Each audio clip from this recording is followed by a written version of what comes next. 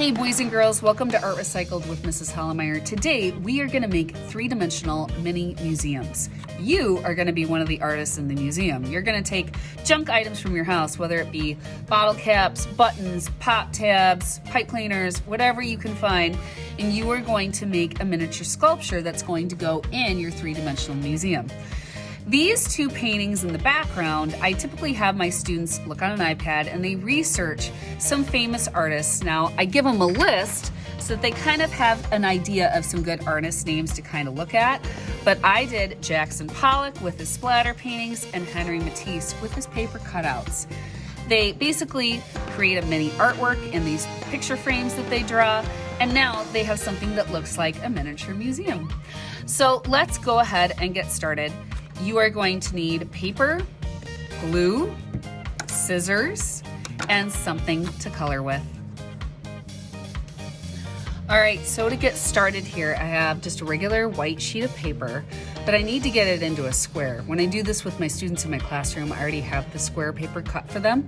But if you're doing it at home, it's easy to get a square, and this is actually gonna create one of the folds you already need anyway for your square. If you take a corner of your paper and you fold it down so that the straight edge of this side goes parallel to the bottom of your paper, you see, like this. So once these two edges are lined up, then you would crease this and take a scissors and cut off what you see here. That will give you a square. And it actually already has one of the folds that you already need. If you were starting with square paper at home, you would just take your square, take this corner here, and you would fold it over to meet this corner here, and then crease. You're gonna open it up, and then you're gonna take the opposite corner. So this one, think of it, you got a line here, go to the end of the line here. You're gonna take this, and you're going to fold up this way. So basically what you've just created is an X in the middle of your square. Now we're gonna make one cut, and I'm gonna choose to go on this fold, and I'm going to cut from this corner until I get to the point where all the creases intersect. That's right in the middle. And just so that I don't get confused, I'm gonna take a pencil and just gonna put a dot there. That's my sign that, hey, I should not cut past that point. I'm going to take my scissors, start at this corner, and I'm going to cut up, hit that dot, and then stop. And then you can see that what's going to happen is when I take this part and I fold it like this, ooh, this would be my floor, and these would be my museum walls. So you kind of need to keep track of that because I'm gonna draw on this now, but it's much easier to draw on it when it's open. So this is going to be my floor here. So I cut like this, I'm going to turn this and draw my floor first. All right, so now I'm going to do a trick with a ruler, and I'm gonna draw with a Sharpie. You can draw with pencil first and then Sharpie it when you have your drawing the way you like. But I'm going to create a tile floor, and the tiles are going to get smaller and smaller until they go to this point. Now remember, your floor is only this triangle here, right? So maybe I'm even just gonna take a pencil. I've cut here, but I'll draw a line here, just kind of reminding me like, hey, don't draw past that line over here. So I'm gonna take my ruler, I'm gonna line it up with the bottom of my floor and take my Sharpie or my pencil, and I'm going to draw a straight line like this across. Now watch, when I go up, I want it to get a little bit narrower or skinnier each time I go up. So maybe now I'll line it up like this and go across. Now if this is too frustrating or hard, I wouldn't do this. You can just forget drawing tiles down here and just draw your floor one color. That totally works too. So now I'm gonna go up a little bit more, get a little bit thinner this time. So you can see this was the thickest. Oh, something got on there. This was a little skinnier. This was a little skinnier than that, right? Now I'm gonna go up one more time, maybe two more times, get a little bit skinnier again. Get a little bit skinnier again until you see that what's going to happen is this is just going to kind of fade out. So even doing that makes it look like I'm walking backwards into space towards that point. It's a 1-point perspective trick, right? So now to make this look like tiles, I'm going to add lines, and technically the lines that I add should be diagonal lines, but I want my tiles to look like they're all in different spaces, and for elementary kids, this tends to just be a little bit easier. I'm going to space out my lines here, like the tiles of a floor. Now here's the deal, when I go to the next row, I can't put those vertical lines in the same spots. And my tiles have to get a little bit shorter. That means they're not as wide. Here I go to the next one. Of course, this is not perfect. I'm not following the perfect laws of 1-point perspective. If I was, these vertical lines would all shoot to the dot. But I'm just gonna do it this way for now. There we go. So there's my tile floor going to the dot there. All right. Now I'm going to draw, and imagine again, if I folded this, my floor would be like this. So that means that these two triangles are my walls. So I'm now going to put this and turn this back to this side, knowing that these two are my walls.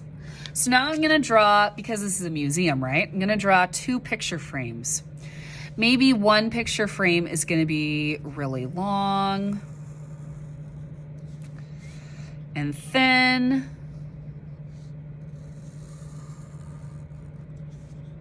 And again, good idea to draw in pencil first and then Sharpie later, but just for easiness and speed's sake, I'm doing it right off the bat with Sharpie. So there's picture frame 1 that's going to have the first painting.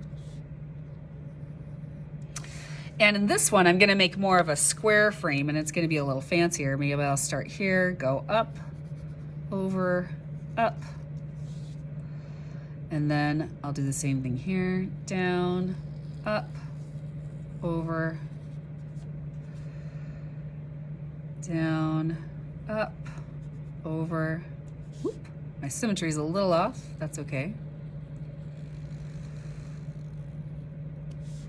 Try to match those two up in that corner. There we go. And then I'll draw the inside of my frame like that. All right. So now this is typically where I have my students research 2 famous artists where they would kind of want to make a simple version of their paintings for my museum, right? Some great artists are Jackson Pollock, Matisse. I tend to pick artists that are more abstract. You know, if you try to do Leonardo da Vinci's Mona Lisa, I mean, hey, you could do that, but that's a very realistic painting. It's going to take you a little bit more time.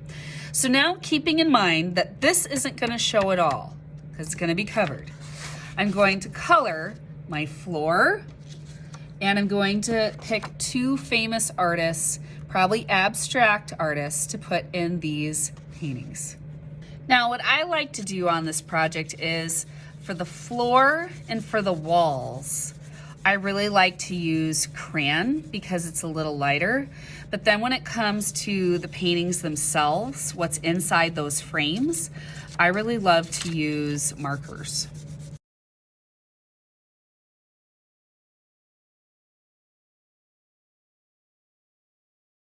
All right, so now I have to figure out which artists' work I'm going to put in my paintings.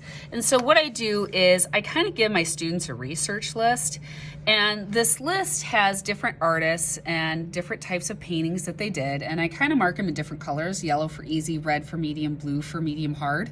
Typically the easier ones are the more abstract ones, simple shapes and lines, and the medium hard ones are probably more realistic ones, right? So looking at my list here, I'm going to pick 2 easy ones, right? I'm going to pick Jackson Pollock splatter paintings, and I'm going to pick Matisse's paper cutouts.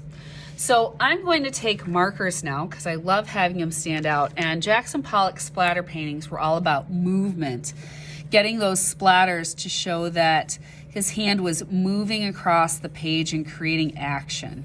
So I'm going to take my markers here and do some very specific movements, showing how Jackson Pollock splatter paintings would be going across his own work. and you know, just kind of making this up, but trying to get it in the style of Jackson Pollock. Even though I'm not using paint, I'm using markers. All right, so that would be my Pollock. My Matisse is gonna be over here, and I want it to make it look like his paper cutouts, so I'm going to draw some fun shapes.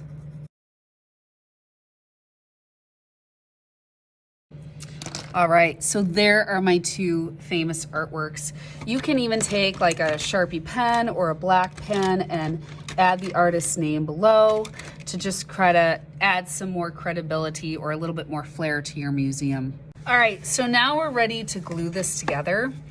And now that we have everything colored, and so I'm going to take my glue stick, or you could take, you know, liquid glue too, and I'm going to put glue all over this side of that blank part of the square that I have next to the cut that I made with my floor. And all I'm going to do is I'm going to bring this over now, match it up to the inner fold there, and press.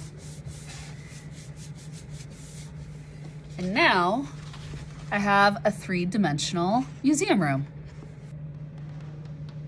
Now notice how I decorated this, colored it, wrote on it, did everything before I tried to glue it together. Once you glue the bottom and put that in place, it's really hard to then change anything on here because it's three-dimensional, right?